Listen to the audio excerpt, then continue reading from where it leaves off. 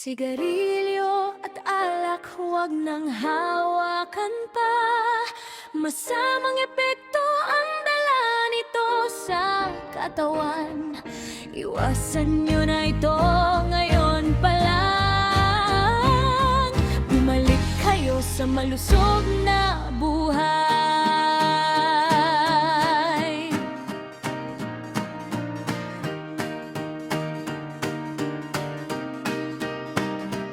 Paninigarilyo ay may nikotina at tar.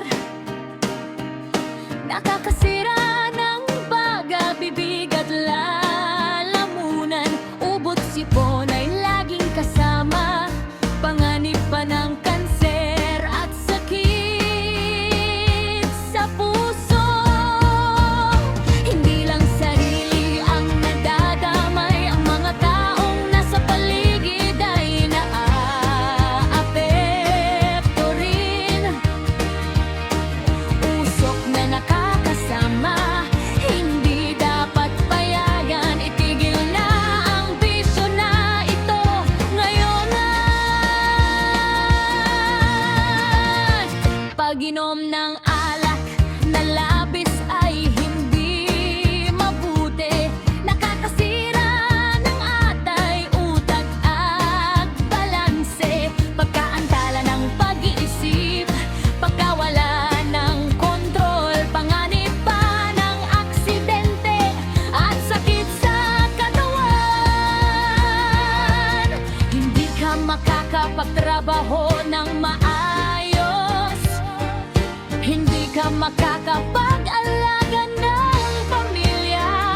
Masamang epekto rin sa bulsa at relasyon. Itigil na ang pag-inom na ito ngayon na. Iwasan na ang sigarilyo at alak. Huwag hayaan na masira ang kalusugan. Malusog na baga, malakas na atay. Buhay ay magiging masaya at ligtas.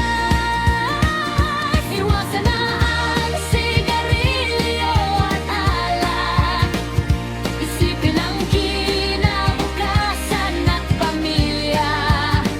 Lakas ng loob, tapang na baguhin. Bumalik kayo sa malusog na buhay.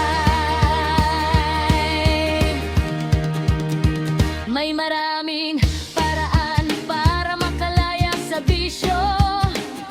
Sumali sa suportang grupo o kausapin ng doktor. Ubusin ang oras sa mga gawain na mabuti, tulad ng ehersisyo, pagbabasa o pagluluto.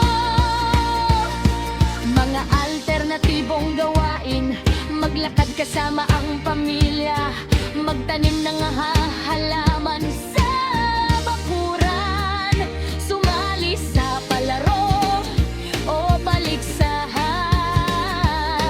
Kausapin ang mga kaibigan tungkol sa mga pangarap.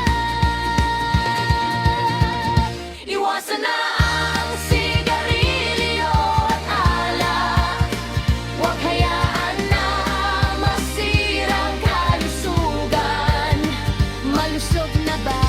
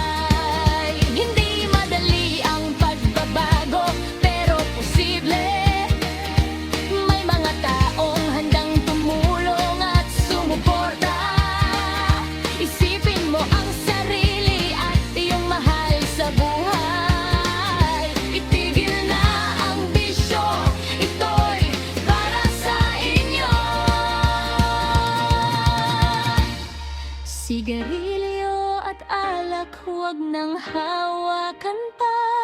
Malusog na buhay ang ating makakamtan. Iwasan na ngayon, simula ng bagong pagbabago. Buhay ay puno ng saya at pag-asa.